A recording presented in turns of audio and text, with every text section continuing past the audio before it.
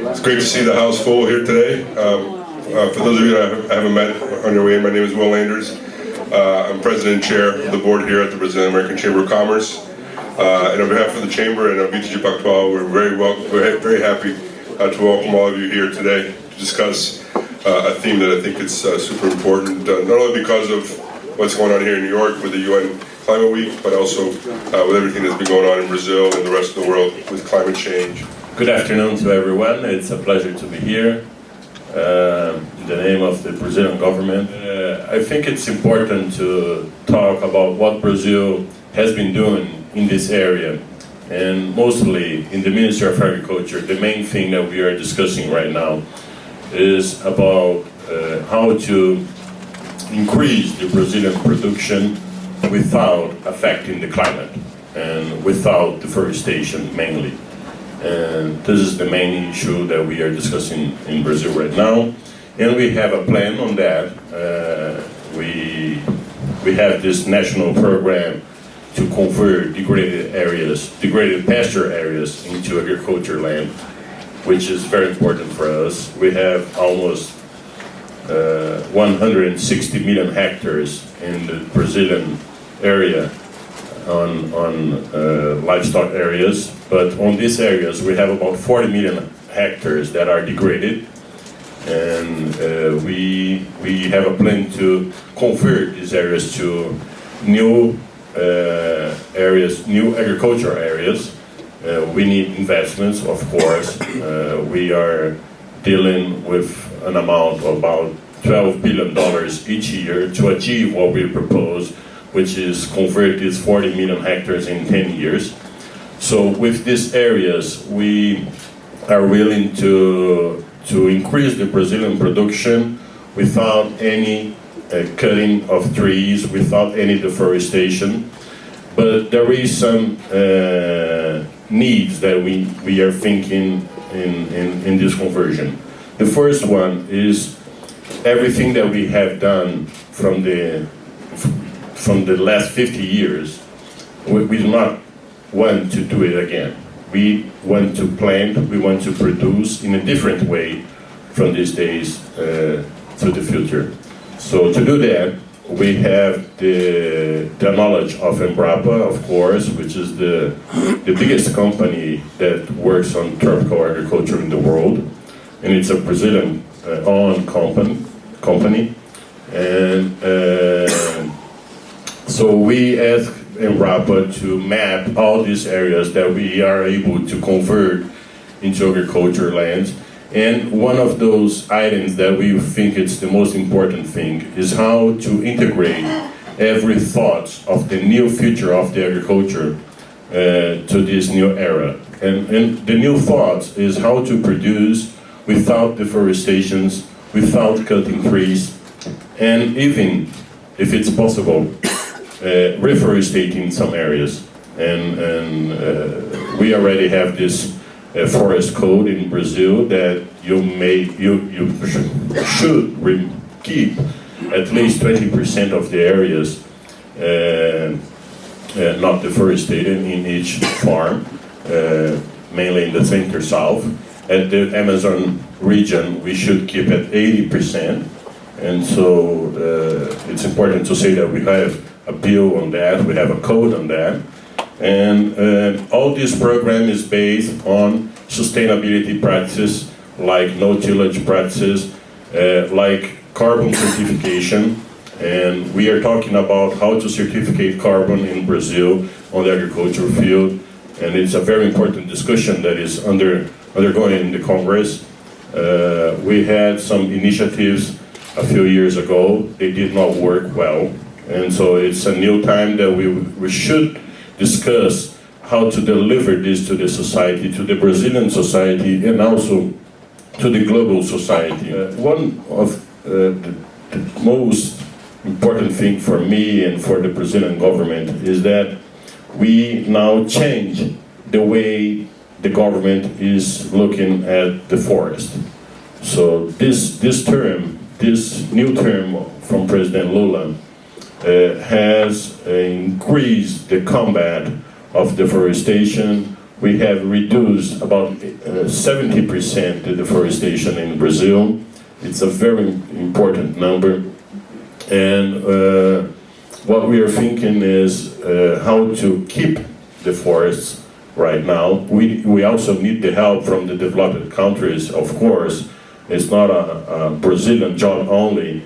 And there are a lot of things that the developed countries assume to and compromise to do it, and they're not doing. But Brazil is not only complaining about that. Brazil is doing its job, and but we think the developed countries could also help us on how to maintain this forest in Brazil.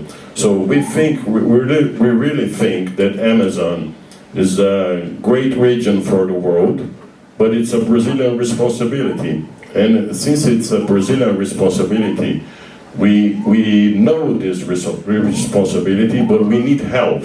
And basically the help that we need on that is money. So we are asking for money all around the world to keep the forest. And we have these plans to increase production, respecting the environment, respecting the forest, and keeping this 66% of the Brazilian land in all native forests. So we have 66% on native forests in Brazil. That's impressive. No other country in the world has this amount of forest, and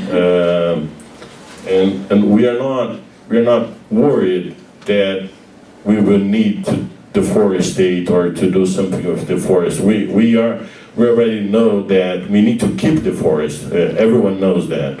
But what we need is help and knowledge. We are open to discuss everything with everyone in the world about how we can keep this forest while intensifying our production, while intensifying our agriculture in Brazil. And one example is this program that we can convert these 40 million hectares that those hectares are already anthropized. So they do not have trees, they're just degraded, and we need investments. With investments, we would reforestate a part of these areas also, because they need to have a compliance with the forest code, of course. And I think it's a huge program that will double the production in Brazil, and Brazil is one of the biggest exporters already around the globe. And we're planning to double our production and double our exports. So what I think about the Congress, in this discussion in the Congress, is that the agriculture, I come from the agriculture sector, of course, and I think that agriculture is the most important sector to not only to mitigate the GHG emissions, but also to sequestrate carbon in the atmosphere. And that's the only sector that can do that. All other sectors can mitigate the emissions, but the agriculture can sequestrate greenhouse gases. And so this is very important, and we need to evaluate and see how we can give finance to that. And so the agriculture sector could improve their ways of production with reforestation, with sequestration of GHG gases. And so I think there is a lot of initiatives in Brazil. I'm very positive that the Congress will deliver this bill, that we will have a way to measure how we can account not only the mitigation of GHGs, but also the sequestrating of these gases in the atmosphere. And we are working on that, and as soon as possible, maybe in 6 months, we will have a bill talking about this in Brazil, especially for the agriculture sector that is not very clear right now for everyone, but for the government it's very clear that we need a bill for that. And we are thinking about we are thinking a lot about reforestation, very close to the intensification of the agriculture in Brazil.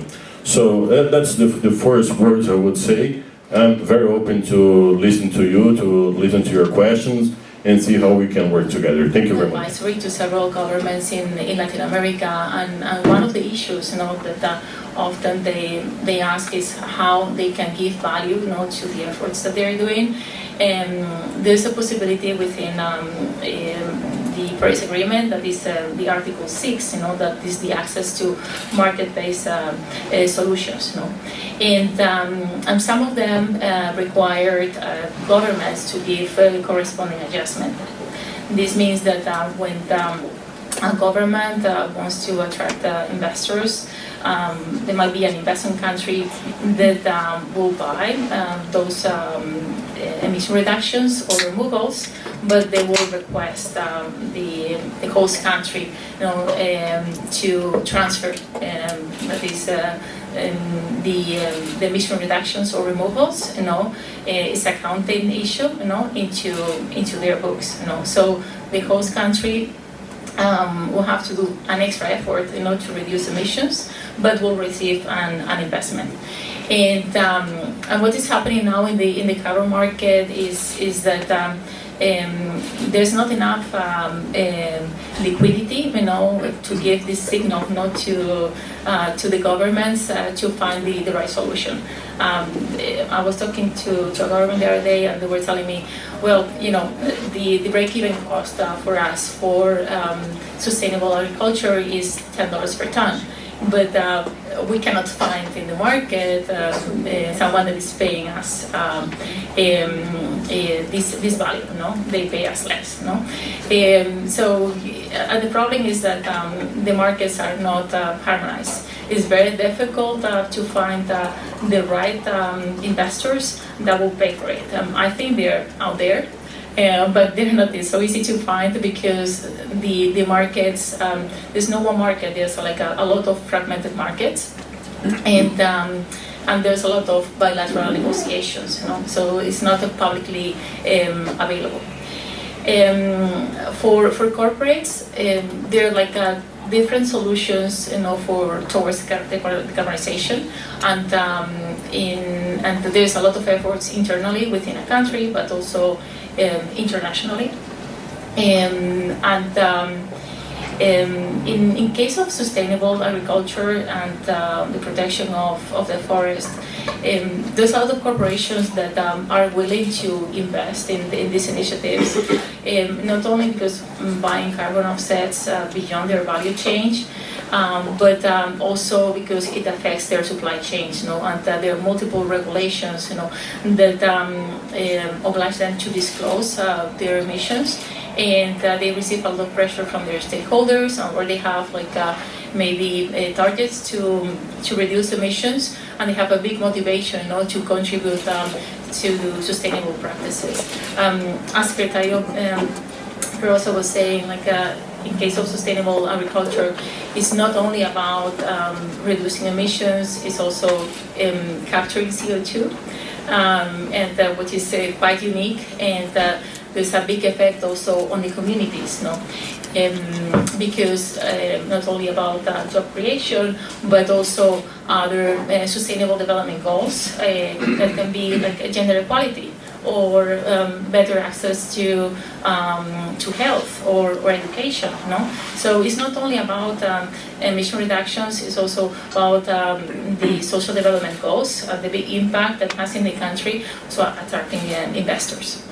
I wanted to come back to Secretary Perosa for a question on if you could elaborate a little bit more on the regulations supporting the use of wood-based materials and minimizing the use of fossil fuel-based products such as plastic. What is Brazil doing on that front, and how is that helping the private markets for carbon credits and reforestation? Well, thank you for your question. It's a specific question. I don't know if I have all the answer, but one important thing is to say that in Brazil, I was taking some notes here from the presentations of the panelists.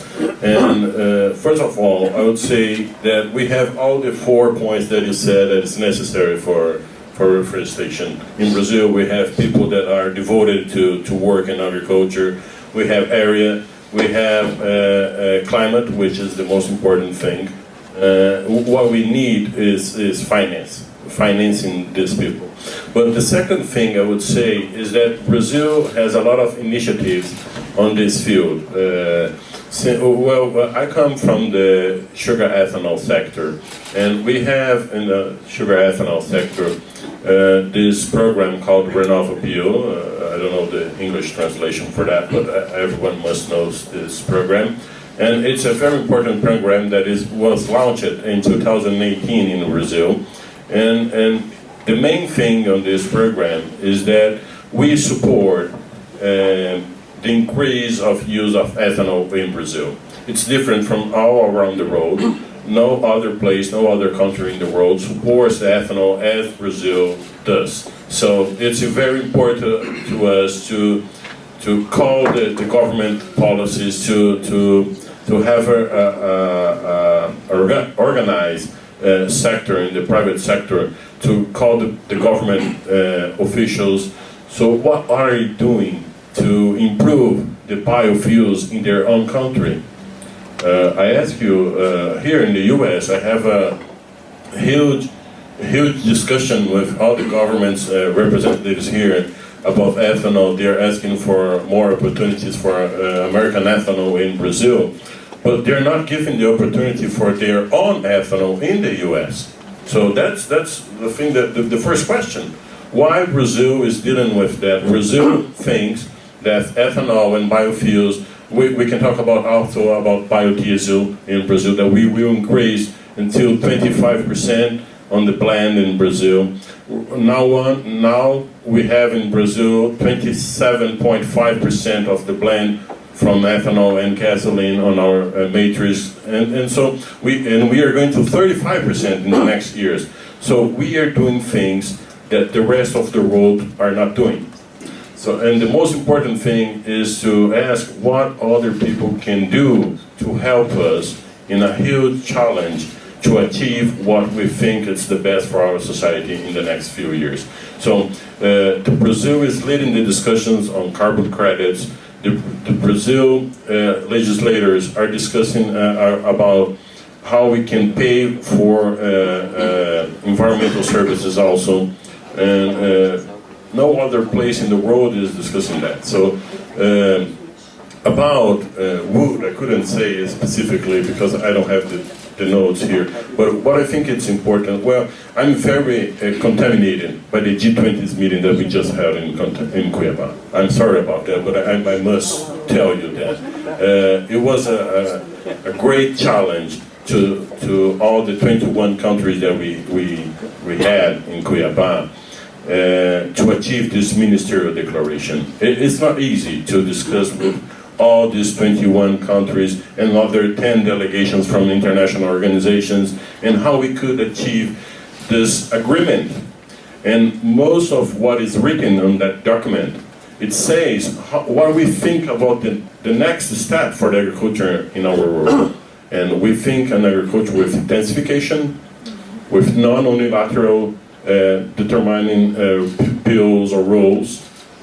We think in reforestations, we think in agroecological methods, we think about how to preserve the climate in specific regions, we think about oceans also, we're talking about fishery, aquaculture, and so what is important in my side of view is that we need to have a great strategy, a great effort to achieve what is most important for us, which is a better way of producing. We will have more people in the world, that's a fact, and we need more food. And how we're going to do that? That's the big question. How are we going to do that with sustainability, with reforestation, with non-harming fishery, and supporting the small-scale farmers. That's an important thing that we discussed there. the local communities, the traditional people, the indigenous people, how are we going to do that? And so there is a lot of questions that we have, and we need to discuss it globally, not locally. And Brazil is very open to this discussion. We will have an opportunity next year. We will hold also the BRICS meetings through next year. We will have at the end of the year COP30, which is the most important climate event in the world. And so I think we will have opportunities to discuss that. And what I would like to deliver to you, to all of you, is that we need to keep discussing how we will integrate techniques, improve our techniques, our methods of producing in a sustainable way, but remembering that we will have 10 billion people to feed in the next few years. And I understand and I know that it's very important to discuss every aspect of reforestation, of agriculture, but we need to do it integrated, not isolated. And that's what I think is most important. I want to thank everybody for taking the time in this busy week to come spend some time with us. And I want to invite all of you to come back here on Wednesday morning. We're going to have a breakfast presentation on COP30 with Professor Virginia Viana from Fundação Amazônia Sustentável, which I think it's a good continuation of the conversation that we're having today. So thanks very much again, everybody, for being here, and I hope to see you again soon. Thank you.